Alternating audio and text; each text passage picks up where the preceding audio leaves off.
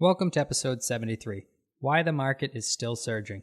I'm your host, Sean Patrick Maloney. Thanks for joining me this week. I want to talk to you about something very important to me, and that's why the market is still surging. Why is real estate doing so well, and why are so many buyers showing up thinking that their money is important and finding out that it's not quite as much as they thought it was, and the prices are still rocketing up. Prices every single day are more expensive. I want to break down why is this, what's going on in the marketplace, when do we see any sort of relax happening, and how are we all going to get through this, land the houses we want, sell the houses that we have for the most money, and ultimately come out happy. One of the first things I want to talk about is supply and demand. When we were in school, when we were younger, we learned all about supply and demand. Supply and demand relies on the fact that when there's a lack of supply and a high demand, prices go up. When there's a lack of demand and high supply, prices go down. Right now, there's a lack of inventory. There's a lack of houses for sale in every marketplace. Not as much in the luxury marketplace as much as it is in the anything under $650,000 category. It's really hard in most towns now to find houses that are first-time home buyer ready or first-time home starter ready when it comes to maybe you are about to create a family in a house, so you need a couple bedrooms. Maybe you're about to get your first home. Maybe you're about to move in with a couple roommates. Getting those multiple bedroom houses right now is very difficult for an affordable price. Right now, even a one bedroom home is selling rather quickly and for some really strong prices. Let's talk about some different reasons why. First off, there's a lot of sellers out there that are very apprehensive to put their houses on the market. They're nervous about COVID-19. Will their house sell? Where will they go? How will they move during a pandemic? What will ultimately happen? If you're there as a seller on the fence, I can tell you I don't know how long I would sit on the fence. I think I would take this wave, this surging marketplace, and I would jump off the fence right now and jump in. You can demand the money that you deserve for your home, and buyers are out there willing to pay it. Not that everyone can just name the price of their home, but right now when you put your house on the market and you're the only house within $50,000 of any other house, it makes buyers make decisions they normally wouldn't. So if you're sitting on the fence as a seller, now is the time to go. I'm not sure how long it's going to surge. We'll talk a little further about that coming up and what's making it surge right now. So factor one, strong inventory. Factor two, strong buyers. A lot of people discredit the millennials, Generation Z, lots of other different generations that are the younger generations now. Everybody thought, well, they're cellar dwellers. They're living in their parents' houses. They're driving small cars. They're not saving much money. They don't involve themselves. Well, most of the people in the modern day generations actually put experiences over possessions. That is true. But that said, a lot of them put a lot more money away than you thought they did. They're living in their parents' basements longer. They're able to save more. And when they're coming out stronger buyers than we've ever had. So that said, we have lots of strong buyers. So this is factor two. Lack of inventory, one. Strong buyers, number two. Next, we have low rates. We have interest rates somewhere in the threes. Sometimes we've heard word that they might even fall into the twos. Even if they poke back up to fours, we're still talking about incredibly cheap money. That means that people get qualified for higher prices, which when you get qualified for higher prices, that means that prices can go up. Low rates mean high prices because, remember, all the money that you're borrowing, if you are paying back the payment, the more interest, the more your payment. So by having lower interest, instead of your payment increasing from interest, your payment increases from the amount that you're paying for the actual home. So low rates would be factor number three. Cash reserves.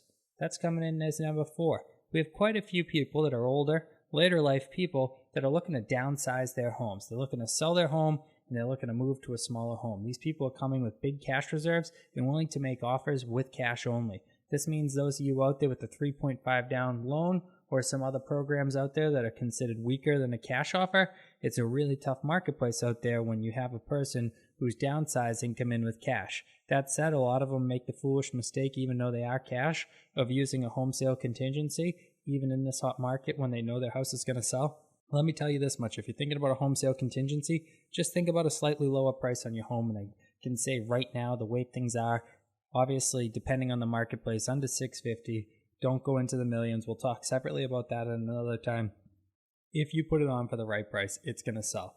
So right there, we have lack of inventory, we have strong buyers, we have low rates, we have cash reserves. Next, let's talk about what else is going on. Right now, more renters than ever have moved into their parents' house. Usually we see somewhere in the 1 to 2, 3% a month move back to parents' house, things like that. Lately, we've been seeing it surge as high as 10% of people moving out of apartments back in with grandma, grandpa, back in with mom and dad, back in with the friends, back in with wherever they can get outside of their rental. Why did this happen? COVID-19 hit a lot of people where it hurts. A lot of people lost their job, they lost their employment, they lost their ability to pay their rents, so they had to actually leave their rentals. This is interesting because these people are not in the market yet, but my projection for this is that they probably will not go back to those rentals. Just a few months, we'll have all these people that have saved up money by not paying for rentals and by living at home or living with friends again. I think these buyers are going to enter the marketplace coming up, again, continuing this surge, not adding to the surge right now, but continuing this surge, as well as when those renters move out, sometimes mom and dad say, well, you know what, we'll sell this house and we'll get something with an in-law. We'll sell this house and we'll get a multifamily. We'll sell this house and we'll get a bigger house. These are things that happen when renters move home, so this is going to lead to an even longer surge. What else do we got going on? Strong 2019. 2019 was a great year for home sales. Home sales prices were rising. There were lots and lots of buyers out there. There was a lack of inventory. There was relatively cheap money, not as cheap as it's becoming, but relatively cheap money. We had a lot going on, and we came out of the year with a lot of unsatisfied buyers. They meant to buy a house, but they did not get their offer accepted, or they didn't find the one, so therefore there they are, still on the bench waiting to buy. So we have all these buyers from 2019 jumping into the 2020 marketplace and trying to buy a home. This is an interesting thing because the longer we build up this backlog of buyers, it doesn't matter how high inventory climbs, we're going to see massive numbers of increase because there's more buyers than there are houses out there right now. This is something that's very strange. Like I said at the beginning of this podcast, a lot of buyers are walking out there big-chested, I've got money, I'm ready to buy, I'm ready to get, and then they see what they can buy and they're suddenly deflated. I'm not telling you to feel deflated. I'm not telling you it's not a good time to buy. I'm telling you, make sure you look into what you're doing, and if you don't like today's prices, you certainly won't like tomorrow's prices because they are on the climb, and when I say they're on the climb, rapidly. Another thing we had last year, where we had 2019, we got a lot under agreement late season, talking December, and then into January, February 2020. We put them under agreement, and people got furloughed from work. Well, some of the sellers decided to go right back on the market, and other ones put themselves on the back burner with their buyer and sat there and waited for their buyer to be able to get pre-approved again. We are in phase 2, step 2, so that means that about half the market is back. But let me talk to you a bit more about what that means coming up, because we have phase 3 and phase 4. So we have some houses that are under agreement currently just sitting off market. What's going to happen is when these houses close, they're going to add more comps that are high priced because we know those houses at that time were getting multiple bids. We know those houses got great prices. That's why they sat on the sidelines with their buyer till now. And we know that when they close, they're going to give us new high marks in order for us to ultimately use as comps and grow the marketplace. So this is a really interesting thing. Also, we have phase 2, step 2, second half to that. We don't even have the entire pool of buyers back. Remember, we have phase 3 and phase 4 buyers who currently are furloughed that aren't even in the marketplace. So what does this mean? It means we're going to continue to surge every single phase. New buyers are getting introduced back to the marketplace, as well as just in the normal world. Every single day, somebody's a day older, somebody else needs a house. Just because your parents let you live at your house past the age of 18 doesn't mean everyone's do. It means that every single day there's more buyers out there. But these stages and steps, phases and steps, whatever you want to call them, they're ultimately releasing new buyers into the marketplace that are able to make purchases. So again, if you're a buyer right now, you're on the fence, you're not sure what to do. Do you really want phase 3 jumping in with you, or really want phase 4 jumping in with you, or do you really want all the new buyers who are going to realize that prices are not dropping? The ones that are sitting on the back lines going, well, prices are going to drop soon because COVID hit. They just don't understand supply and demand. Boston, Massachusetts area is just such a strong marketplace. We have so many great employers. We never take the dips that the rest of the country does. The rest of the country really takes dips, especially in the secondary home markets. That's going to be a really tough spot. Might be a little tough down Cape Cod, but I honestly am not sure about that because I was thinking about Cape Cod and I said, you know what? I was banking that it might be tough for them.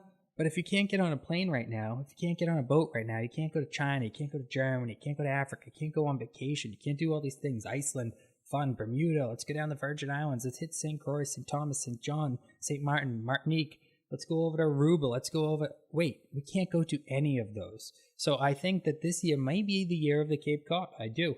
I know I was originally a pessimist on it. I thought nasty about it. I thought, geez, these guys at the Cape, they're going to take a pounding.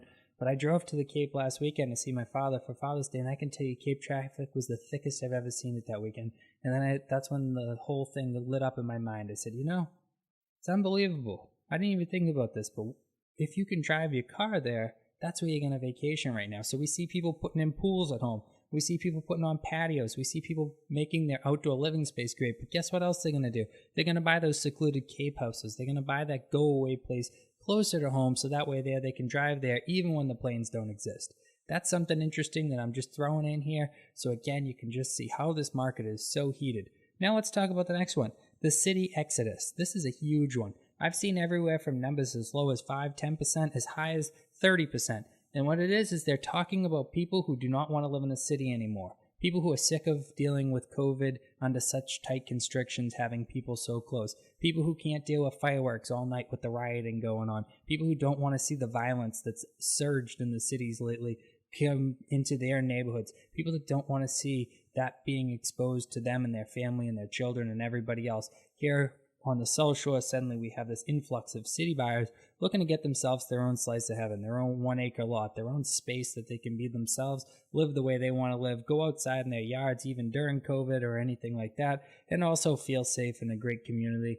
Not saying that there's anything wrong with the cities. I'm just saying that what's currently going on in the cities has been pushing people out, and that's the feedback that we're getting here at real estate agencies. And I do not know where it's going to go. I would say 30% sounds ridiculously high to me, but one of the things that's pressing to me is in the commercial segment of real estate, we've been hearing a lot of companies that are searching for office space, that are searching for warehouse space outside the cities with bigger space for less money. That way they can follow the COVID guidelines and have distancing and everything. We're not sure how long COVID's going to last, but one thing we know is overpriced real estate in the cities when it comes to putting offices together does not make as much sense when you can Zoom call, when you can go ahead and do electronic signings, when you can be in the same room without being in the same room, when people can work from home as long as there's a high-speed internet connection.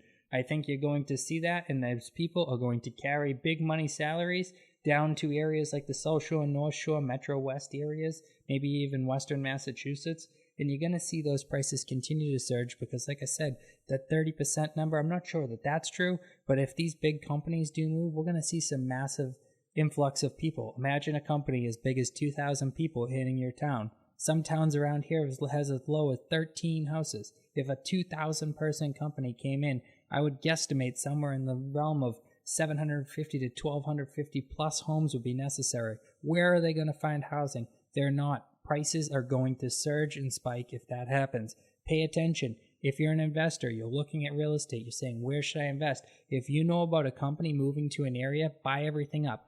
Close out the inventory, keep it closed out. Buy everything. As soon as they show up, start slowly trickling the inventory on. Control the inventory and make a lot of money. This is a great place. I know a lot of people are getting scared. They're seeing COVID. They're wondering, well, how long is it going to last? They're seeing the riots. They're seeing all these things. They're wondering, how long can this possibly last? The prices are going up. Well, I'm going to tell you, this is still America. This is still the United States. Real estate has always climbed here. Even when things go down, they come back up. I think you have a surefire investment here in United States real estate. I think COVID is going to affect us for a while, but how long the prices will climb, it's really going to vary depending on how the fall goes. I can tell you this much. The next 2 months, I feel very confident that we're going to see an enormous growth in the real estate sales, and I think we're going to see an enormous growth in the prices that people are getting. I hope this podcast helps you understand why now's the time to buy, and also now could be the time to sell if you're looking to make a move. Please let us know if you're looking for somebody to help you. Not only do we help you as a real estate agent, but we act as a move mentor and a guide to your entire real estate experience. Movementum Realty is a unique brand right here on the South Shore who's ready to help you. We have over 12 agents now and are continuously growing. We get you the best digital experience you'll ever see. Thanks for listening to our podcast this week. We really appreciate it. Make sure you follow us. Make sure to tell your friends to subscribe to the podcast as well. Any questions, comments, or concerns, send them out to me, and have a great week.